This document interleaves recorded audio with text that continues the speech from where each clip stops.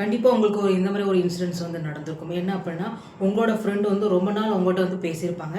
ஆனால் for some reason கொஞ்சம் நாளைக்கு பார்த்தீங்க அப்படின்னா, அவங்க உங்கள்கிட்ட வந்து பேசாமலே வந்து போயிட்டே இருப்பாங்க. ஹாய் சொல்லுவாங்க, ஆனால் கான்வர்சேஷனை கண்டினியூ பண்ணாமலே வந்து உங்களை கண்டுக்காமல் போயிருந்திருப்பாங்க. இன்னொரு ஒரு இன்சிடென்ட் வந்து என்ன நடந்திருக்கும் அப்படின்னா, நீங்கள் வந்து ஒரு குரூப்பில் போய் பேசணும், அந்த ஆள்கள்ட்ட வந்து பேசணும் அப்படின்னு சொல்லிட்டு அந்த குரூப்பை வந்து நீங்கள் ஜாயின் பண்ணியிருப்பீங்க.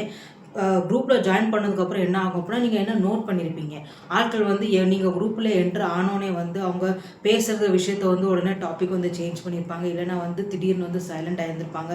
இல்லை அப்படின்னா அவங்க வந்து உடனே வந்து ஃபோன் எடுத்து பார்க்க ஆரம்பிச்சிருவாங்க, இல்லைன்னா வேறு ஏதோ வேலையை பார்க்க ஆரம்பிச்சிருவாங்க. இது எல்லாமே வந்து பார்க்கும்போது உங்களுக்கு என்ன தோணுது அப்படின்னா, இவங்க எல்லாருமே வந்து நம்மளை இக்னோர் பண்ணுறாங்க அப்படின்ட்டு. ஸோ இந்த இன்சிடென்ட் நடக்கும்போது கண்டிப்பாக உங்கள் மனசில் வந்து நிறைய கொஷின்ஸ் வந்து வந்திருக்கும். என்ன அப்படின்னா, ஒருவேளை என்னோட வேர்ட்ஸில் இல்லை டோனில் இல்லை என்னோட பிஹேவியரில் தான் வந்து ஏதோ மிஸ்டேக் இருக்குது, அதனால தான் வந்து யாருமே வந்து என்கிட்ட வந்து பேச மாட்டேங்காங்க. ஸோ ப்ராப்ளம் வந்து என்கிட்ட தான் இருக்குது அப்படின்னு வந்து நீங்கள் வந்து நிறைய வாட்டி நினச்சிருப்பீங்க. ஸோ ப்ராப்ளம் வந்து உங்கள்கிட்ட கிடையாது. ப்ராப்ளம் வந்து என்ன அப்படின்னா வந்து, ஆட்கள் வந்து கான்வர்சேஷனில் வந்து ஒரு கம்ஃபர்ட் வந்து தேடுதாங்க, ஒரு ரிலாக்ஸேஷன் வந்து தேடுதாங்க. அது அவங்களுக்கு அது கிடைக்கல அப்படின்னா கண்டிப்பாக வந்து ஒரு பர்சனை வந்து அவங்க அவாய்ட் பண்ணுவாங்க.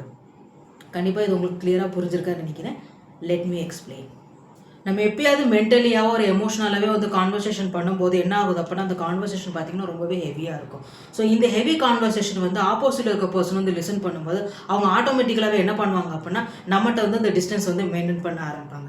ஸோ இது வந்து ஒரு ரூடாகவே எடுத்துக்காம அவங்க தன்னோட எனர்ஜி தான் சேவ் பண்ணுறாங்க, நம்மகிட்ட வந்து அந்த எனர்ஜி தான் வந்து சேவ் பண்ணுறாங்கன்னு இது இப்படி வந்து அண்டர்ஸ்டாண்ட் பண்ணிக்கலாம். ஸோ ப்ராப்ளம் வந்து ஒரு இல்லை நான் தான் போரிங் பர்சனோ இல்லை எனக்கு தான் வந்து கரெக்டாக பேச தெரியலையா அப்படின்னு நம்ம நினச்சோம் அப்படின்னா அதுதான் கிடையாது. ப்ராப்ளம் வந்து உங்கள்கிட்ட உள்ள கம்யூனிகேஷன் ஸ்கில்ஸ் கிடையாது, உங்கள்கிட்ட இந்த பர்சனாலிட்டி வந்து கிடையாது. ப்ராப்ளம் வந்து வேற ஒரு விஷயம். அது என்ன விஷயம் அப்படின்னா, பொதுவாக அந்த கான்வர்சேஷன்ஸ் வந்து ரொம்ப ஃபீல் ஆக ஆரம்பிச்சதுன்னா ஆப்போசிட்டில் இருக்க பர்சன் வந்து அந்த கான்வர்சேஷன் வந்து அவாய்ட் பண்ண தான் பார்ப்பாங்க. அவங்க எதிர்பார்க்கறது வந்து என்ன பண்ணால், யாராவது அந்த கான்வர்சேஷன் பண்ணும்போது அந்த கான்வர்சேஷன் வந்து ரிலாக்ஸாக இருக்கணும், ஈஸியாக இருக்கணும், சிம்பிளாக இருக்கணும். ஏன்னா ஒரு கான்வர்சேஷன் வந்து ரொம்ப ஹெவியாக இருந்துச்சு அப்படின்னா அதை அண்டர்ஸ்டாண்ட் பண்ணுறதுக்கு வந்து அவங்க ரொம்ப கஷ்டப்படுவாங்க.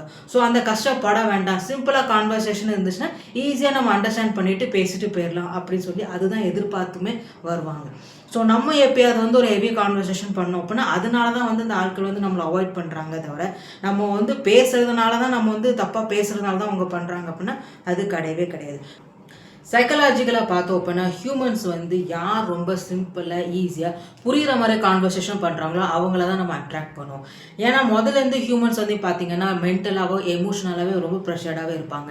எப்படின்னா ஆஃபீஸில் pressure, family pressure, society expectations நிறைய ப்ரெஷராக இருக்கனால வந்து கண்டிப்பாக அவங்களுக்குள்ள ஒரு எனர்ஜி பார்த்திங்க அப்படின்னா ட்ரெயின் ஆகிட்டு தான் இருக்கும். ஸோ ஒரு கொஞ்சம் கம்மியான ஒரு எனர்ஜியோட இன்னொருத்தவங்கள்ட்ட போய் பேசும்போது அவங்க வந்து கான்வர்சேஷன் ஹெவியாக ஆக்குனாங்க அப்படின்னா கண்டிப்பாக நமக்கு என்ன ஆகும், நம்மளோட இருக்கிற எனர்ஜியுமே வந்து போயிடும். ஸோ நம்மகிட்ட வந்து லிமிட்டட் எனர்ஜியாக வந்து இருக்கும்போது நம்ம என்ன பண்ணோம் அப்படின்னா ஹெவி அண்ட் காம்ப்ளிகேட்டட் கான்வர்சேஷன் பண்ணுறவங்க உள்ள ஆட்களை வந்து என்ன சொல்கிறது தள்ளி வைப்போம், இல்லைனா அவங்கள வந்து அவாய்ட் பண்ணுவோம். இது நம்ம ஒரு சிம்பிள் அனாலஜியோட நான் சொல்லணும் அப்படின்னா, ஃபோனோட பேட்டரி வந்து கம்மியானோன்னா நம்ம என்ன பண்ணுவோம், நம்ம கேம்ஸோ இல்லை ஹெவி ஆப்ஸ் வந்து யூஸ் பண்ணவே மாட்டோம். அதே மாதிரி தான். ஸோ நம்மகிட்ட வந்து ஒரு லிமிட்டட் எனர்ஜியாக இருந்தது அப்படின்னா கண்டிப்பாக வந்து நம்ம ஹெவி கான்வர்சேஷன் பண்ணுறதுக்கு பதிலாக ஒரு ஈஸியாக ஒரு லாஜிக்கான ஒரு கான்வர்சேஷன் பண்ணுறது தான் ப்ரிஃபர் பண்ணுவோம். அதுதான் நமக்கு வந்து ஒரு கம்ஃபர்ட்டும் கொடுக்கும். ஸோ என்னோட கான்வர்சேஷனை நான் ஹெவியாகவும் காம்ப்ளிகேட்டாக ஆகாமல் எப்படி பார்த்துக்கணும், அதுக்கு நான் வந்து என்ன செய்யணும் அப்படின்னா அதுக்கு வந்து நீங்கள் 3 ப்ராக்டிக்கல் சொல்யூஷன்ஸ் வந்து ஃபாலோ பண்ணணும். அது என்னலான்னு இப்போ 1 by 1 பார்க்கலாம். ஸ்டார்டிங் ஆஃப் த கான்வர்சேஷன் வந்து ப்ரெஷராகவும் டிமாண்டாக இருந்தது அப்படின்னா ஆப்போசிட்டில் இருக்க பர்சன் வந்து மென்டலாகவே வெளியே போயிடுவாங்க. ஸோ இதுக்கு நடக்க வேண்டிய கான்வர்சேஷன் பார்த்தீங்க அப்படின்னா ஸ்டாப் ஆயிடும். ஸோ இதை வந்து நம்ம சரிப்படுத்தணும், நம்ம கரெக்ட் பண்ணணும் அப்படின்னா ஸ்டார்டிங் ஆஃப் த கான்வர்சேஷன் வந்து எப்படி இருக்குன்னா இன்விடேஷன் மாதிரி இருக்கணும். ஸ்டார்டிங்கே வந்து அதில் ஒரு ப்ரெஷராகவோ ஃபோர்ஸ்டாகவோ டிமாண்டாகவோ ஆர்டர் பண்ணுற மாதிரி இருக்கக்கூடாது. ஏன்னா இந்த கான்வர்சேஷனில் வந்து எந்த ஆர்டராகவும் ஒரு டிமாண்டாகவும் ஒரு ப்ரெஷராகவும் இல்லை அப்படின்னா ஆப்போசிட்டில் இருக்க பர்சன் வந்து அந்த கான்வர்சேஷன் பண்ணுறதுக்கு ஓப்பனாக ஆயிடுவாங்க. இதை ஒரு எக்ஸாம்பிளாக நான் சொல்லணும் அப்படின்னா, உங்கள் ஃப்ரெண்டு வந்து ரொம்ப பிஸியாக இருக்காங்க, நீங்கள் அவங்கள்ட்ட வந்து ஒரு முக்கியமான ஒரு விஷயத்தை வந்து பேசணும். அதே நீங்கள் ஒரு டேரக்டாக வந்து பேசுனீங்க அப்படின்னா நான் வந்து உங்கள்கிட்ட முக்கியமான ஒரு விஷயம் பேசணும் அப்படின்ட்டு. ஸோ இதை சொல்லும்போது என்ன ஆகும்னா கண்டிப்பாக உங்களோட ஃப்ரெண்டு வந்து உங்களோட கான்வர்சேஷன் வந்து ரிஜெக்ட் பண்ணிப்பாங்க. பட் அதுவே வந்து இது நம்ம கொஞ்சம் மாற்றி சொன்னோம் அப்படின்னா நீ கொஞ்சம் ஃப்ரீயாக இருந்தானா சொல்லு, உன்ட்ட ஒரு முக்கியமான ஒரு விஷயத்தை வந்து பேசணும் அப்படின்ட்டு.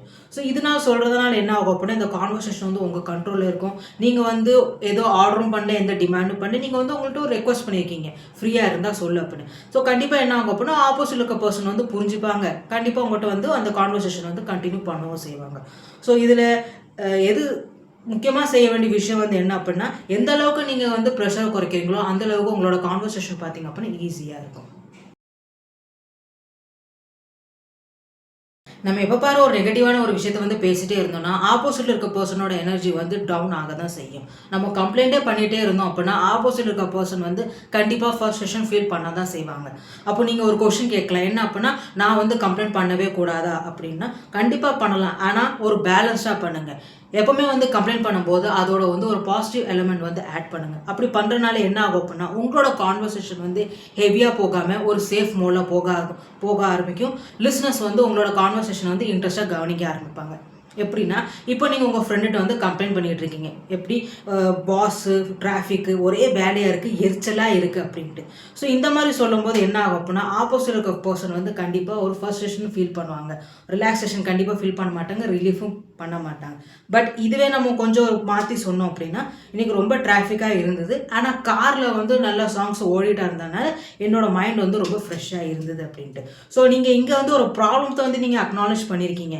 பட் அதோட சேர்த்து பண்ணனால என்ன பண்ணியிருக்கீங்கன்னா, ஒரு பாசிட்டிவ் எலமெண்ட்டும் நீங்கள் ஆட் பண்ணியிருக்கீங்க. இதனாலே இந்த கான்வர்சேஷன் வந்து ஹெவியாக போகாமல் ஒரு சேஃப் மோடில் ஒரு இன்ட்ரெஸ்டிங் டர்ன் பாயிண்ட் வந்து எடுக்குது. இது ஆகுறதுனால ஆப்போசிட் இருக்க பர்சன் வந்து உங்களோட கான்வர்சேஷன் வந்து இன்ட்ரெஸ்ட்டாக கவனிக்கவும் ஆரம்பிப்பாங்க. ஸோ இதில் முக்கியமான கவனிக்க வேண்டிய விஷயம் வந்து என்ன அப்படின்னா, எந்த அளவுக்கு நீங்கள் கான்வர்சேஷனை வந்து பேலன்ஸ் பண்ணுறீங்களோ அந்த அளவுக்கு தான் ஆப்போசிட் இருக்க பர்சன் வந்து உங்களோட கான்வர்சேஷனை வந்து இன்ட்ரெஸ்ட்டாக கவனிப்பாங்க. ப்ரெஷர்டாக ஃபீல் பண்ணாங்க அப்படின்னா கண்டிப்பாக இந்த கான்வர்சேஷனை வந்து அவாய்ட் பண்ணுவாங்க. ஒருத்தர் மட்டும் பேசிட்டே இருந்தது அப்படின்னா அந்த கான்வர்சேஷன் வந்து ஒன் வேவா இல்லைன்னா ஹெவியாக இருக்கும். அதுவே வந்து ஒரு பர்சனை வந்து இன்வைட் பண்ணவோ அந்த பர்சன் வந்து இந்த கான்வர்சேஷனை இன்வால்வ் ஆனாங்க அப்படின்னா அது ஒரு பேலன்ஸ் கான்வர்சேஷனாகவே மாறுது. ஸோ கான்வர்சேஷனில் வந்து நீங்கள் மட்டும் பேசிட்டே இருந்தீங்கன்னா அந்த இடத்துல வந்து பாஸ் பண்ணுங்கள். இந்த பாஸ் பண்ணுறதுனால வந்து ஒரு ஸ்பேஸ் வந்து கிரியேட் ஆகுது. அதுக்கப்புறம் நீங்கள் வந்து ஒரு இன்வைட் லைன் வந்து ஆட் பண்ணுங்கள். அப்படி பண்ணுறதுனால என்ன ஆகும் அப்படின்னா இன்னொருத்தர் பர்சன் வந்து நேச்சுரலாகவே கான்வர்சேஷனை வந்து என்டர் ஆவாங்க. எப்படின்னா, நீங்கள் இப்போ ஒரு ப்ராஜெக்ட் பண்ணிட்டு இருக்கீங்க. அந்த ப்ராஜெக்ட்டில் வந்து நீங்கள் ஐடியாஸ் வந்து ஷேர் பண்ணிகிட்டே இருக்கீங்க. ஐடியாஸ் ஷேர் பண்ணுறது நல்லது தான். ஆனால் அதை நீங்கள் மட்டும் பேசிகிட்டே இருந்தீங்கன்னா கண்டிப்பாக அது ஒரு மோனோலாகாவே ஆயிரும். பட் அந்த இடத்துல நீங்கள் ஒரு பாஸ் பண்ணிவிட்டு ஒரு இன்வைட் லைன் ஆட் பண்ணுங்கள். எப்படின்னா, உங்களுக்கு என்னப்பா தோணுது, இது ஒர்க்கபுளாக இருக்குமா இல்லையா அப்படின்னு இப்போ நீங்கள் ஆட் பண்ணீங்க அப்படின்னா இந்த கான்வர்சேஷன் வந்து ப்ரெஷராகவும் இருக்காது, ஹெவியாகவும் இருக்காது. நீங்கள் ஒப்பீனியன் கேட்கறதுனால ஒரு எந்த ஜட்ஜ்மெண்டலும் இருக்காது. ஸோ ஆட்டோமேட்டிக்காக என்ன ஆகும் அப்படின்னா இன்னொருத்தர் பர்சன் வந்து நேச்சுரலாக வந்து இந்த கான்வர்சேஷனில் என்டரும் ஆவாங்க. ஸோ இந்த கான்வர்சேஷன் பார்த்தீங்கன்னா பேலன்ஸாகவும் இருக்குது, நேச்சுரலாகவும் இருக்கும், அப்புறம் பார்த்தீங்கன்னா என்கேஜிங்காகவும் மாறுது. ஸோ இந்த எண்ட் நீங்கள் உங்களோட கான்வர்சேஷனை வந்து காம்ப்ளிகேட்டடாக ஆக்காமல் பார்த்துக்கணும் அப்படின்னா இந்த 3 ப்ராக்டிக்கல் சொல்யூஷன்ஸ் வந்து ஃபாலோ பண்ணுங்கள். கண்டிப்பாக இந்த ப்ராக்டிக்கல் சொல்யூஷன்ஸ் உங்களுக்கு கிளியராக புரிஞ்சிருக்கும்னு நினைக்கிறேன். ஆட்கள் வந்து ப்ராப்ளம் தெரியோ இல்லை உங்களை பார்த்துட்டு அவங்க ஓடுறது இல்லை. அந்த கான்வர்சேஷனில் வர அந்த ஹெவி எமோஷனல் வெயிட்டை தான் பார்த்துட்டு தான் வந்து அவங்க ஓடுதாங்க. நமக்கே தெரியாமல் சில நேரங்கள் வந்து கான்வர்சேஷன் வந்து ஹெவி ஆகிட்டே இருக்குது. ஸோ ஆப்போசிட் இருக்க பர்சன் வந்து ஹெவியாக ஃபீல் பண்ணுறனால தான் வந்து அது உங்களை வந்து அவாய்ட் பண்ணுறாங்க. ஸோ நீங்கள் வந்து ஈஸியாக ரெஸ்பெக்ட்ஃபுல்லாக ஒரு இன்க்ளூசிவ் வேலை வந்து நீங்கள் பேச ஆரம்பிச்சிங்க அப்படின்னா ஆப்போசிட் இருக்க பர்சன் வந்து சேஃபாக ஃபீல் பண்ணுவாங்க.